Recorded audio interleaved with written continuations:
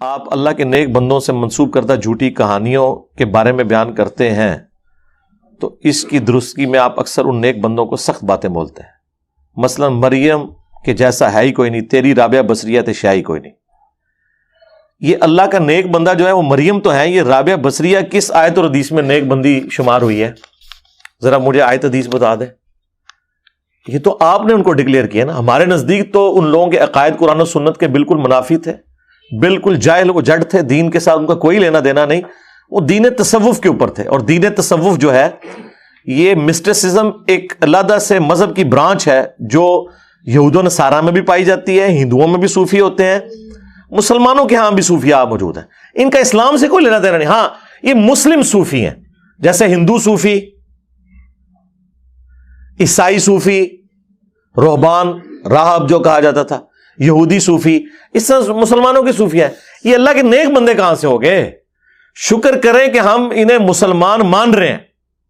آپ نیک بندوں کی بات کر رہے ہیں، ہم تو ان کی جو تعلیمات ہیں ان کی روشنی میں تو ان کو نیک بندہ مانتے ہی نہیں ہے. اب آپ اگر یہ کہتے ہیں کہ یہ کہانیاں جھوٹی ان کی طرف منسوب ہیں تو وہ بندہ خود ہی پھر جھوٹا ہے نا، جب اس کا کوئی تعارف ہی نہیں ہے.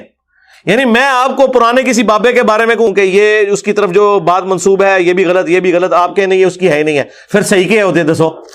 وہ بھی کوئی نہیں. اسی لیے میں نے کہا تھا if there is no کشف المحجوب there is no علی بن عثمان حجویری.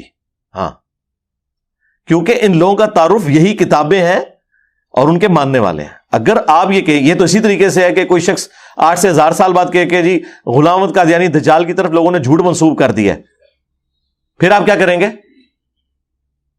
تو بھائی جو کچھ اس کے بارے میں ملتا ہے اس کی بنیاد پہ جج کیا جائے گا نا. ہاں انبیاء کرام کے بارے میں جو کچھ جھوٹ مشہور ہوا تو ان کے دفاع کے اوپر قرآن کھڑا ہے. 8.2 ارب کرسچنز حضرت عیسیٰ علیہ السلام کے بارے میں اگر کفر یا اور شرکی عقیدہ رکھے ہوئے ہیں تو ہم عیسیٰ ابن مریم کا دفاع اس لیے کر رہے ہیں کہ قرآن کھڑا ہے ان کے دفاع میں. قرآن سے ہمیں پتہ چل گیا کہ ان کی طرف جھوٹ منسوب ہے. آپ لوگوں کے جو بابے ہیں کھڑے کردہ ان کے بارے میں کوئی قرآن و سنت میں موجود نہیں، الٹا ان کی جو تعلیمات ہیں وہ کفریہ، شرکیہ اور گستاخانہ ہے. تو ہم ان کو کیسے بزرگ مان لیں؟ ہم تو سرے سے ان کو بزرگ ماننے کے لیے تیار ہی نہیں ہے. اور یہ ترہ امتیاز ہے اس پلیٹ فارم کا. یعنی اگر آپ یہ کہنا کہ سب سے بڑے 2 کارنامے جو اس پلیٹ فارم سے ہوئے ہیں نا وہ یہی ہیں کہ ہم نے آپ کو یہ بتایا کہ پرانے جن بابوں کی بنیاد پہ آپ قرآن و سنت کا انکار کر رہے ہیں وہ خود فراڈ تھے. ابھی تک لوگ اہل حدیث حضرات تھوڑے سے توحید بیان کرتے تھے تو کہتے تھے نہیں وہ خود ٹھیک تھے، پیچھے والے خراب ہوئے.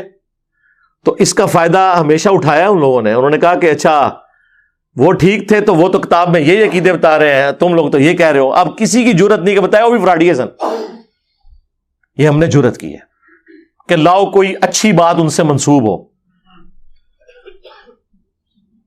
کوئی ایک اچھی بات لاؤ تو وہ جو کچھ آپ لائیں گے وہ تو ہر مسلمان کے اندر ہے. اگر آپ کہیں گے جی فلانے بابا جی کہتے سن اللہ ایک ہے، جی سرکار جو یہاں پہ جتنے ریڈی بان ہیں وہ بھی کہتے ہیں اللہ ایک ہے، اے کیوں نہیں ولی، او کیوں ولی پھر؟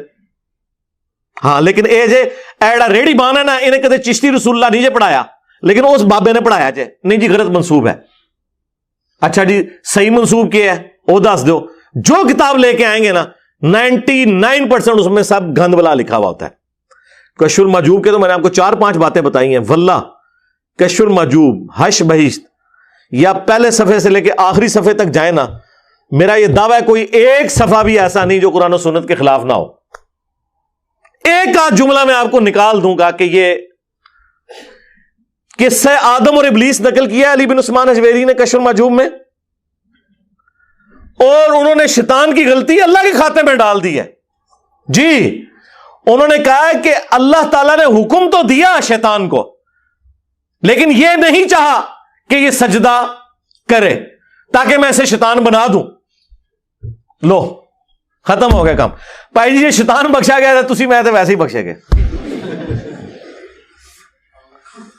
آپ یہ دیکھ لیں کہ یہ ان لوگوں کا لیول تھا. اور قرآن میں قصہ آدم اور ابلیس 7 دفعہ ہے. ہر جگہ اللہ تعالیٰ نے وہم نکالا ہے کہ ہم نے پھر اس سے پوچھا تو نے یہ ایسا کیوں کیا، تو اس نے کہا کہ میں اس سے افضل ہوں. یعنی اللہ تعالیٰ نے جس شیطان نے غلطی کی تھی اسی کے کھاتے میں ڈالی ہے انہوں نے پکڑ کے. اور یہ وہ ہے جی معرفت کی بات. وہ ہر بندے کی نہیں کرنی چاہیے تھی. یہ ہر بندے کے آگے کرتے نہیں تھے, بزرگیاں قائم تھی. ہم نے ہر بندے کو بتا دی کہ اے بکواسیات ارشاد فرماندے جی سارے لوگ, تو لوگوں نے کہا لانتا بھیجو نہیں نا بزرگوں ہوتے. حالانکہ ہم کہتے ہیں کہ صرف علمی اختلاف کریں, لانتے بھیجنے کی کوئی ضرورت نہیں ہے. اگر وہ نیک ہیں, ہماری ان کی برائی بیان کرنے سے ان کو کوئی فرق نہیں پڑنا, اور اگر وہ بدکار ہیں میری تعریف کرنے سے کوئی فرق نہیں پڑنا. تو نیک بندے ہے ہی نہیں نا یار. یہ آپ کو کس نے کہہ دیا نیک بندے ہیں؟ رابعہ بصریہ کو آپ کہہ رہے ہیں نا, تو مجھے بتائیں رابعہ بصریہ کا ذکر کس آیت اور حدیث کے اندر موجود ہے؟ آپ کہیں نہیں وہ تو بعد میں آئی ہے. جو بعد میں آئی ہے تو کہیں تو لکھا ہوگا نا. وہ آپ ذرا کتاب لیں, میں بتاتا ہوں کہ یہ مردوں کے ساتھ بیٹھ کے عبادت کرتی ہوتی تھی, پوری رات بیٹھ کے. پھر آپ کیا کریں گے؟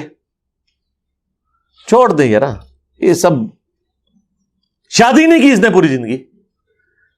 حضور نے فرمایا فمن رغب عن سنتی فلیس منی, جس نے میری سنت سے اعراض کیا اس کا مجھ سے کوئی تعلق ہی نہیں ہے. آپ کہہ رہے ہیں ولی اللہ. اچھا ولی اللہ وہ ہوتا ہے جو نکاح نہ کرے. ویسے تو آپ کہتے ہیں جی اللہ دے ولی جڑے نا چھوٹی چھوٹی سنتاں تے عمل کر دیتے ہیں, وڈی وڈی چھڑ دیتے ہیں.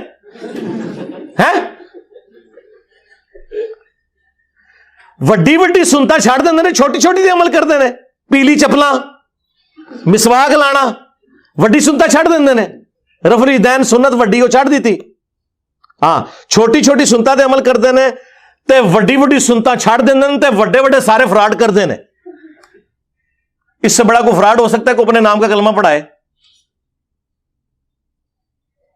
جو بایزید بستامی کے سکر کو ثابت کرنے کے لیے رسول اللہ پہ جھوٹ باندھے کہ انہوں نے اپنی صحابی کی بیوی پہ عاشق ہو گئے تھے, ان سے شادی کر لی تھی.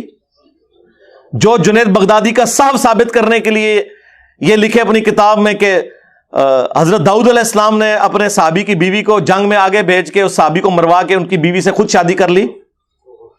تو سرکار میں تو کہتا ہوں جو یہ اس طرح کے باتیں کرتے ہیں ان کو تمہارا حشر انہی لوگوں کے ساتھ ہو, اور ہمارا حشر جو ہے نبی علیہ السلام ان کے صحابہ اہل بیت کے ساتھ ہو. آمین.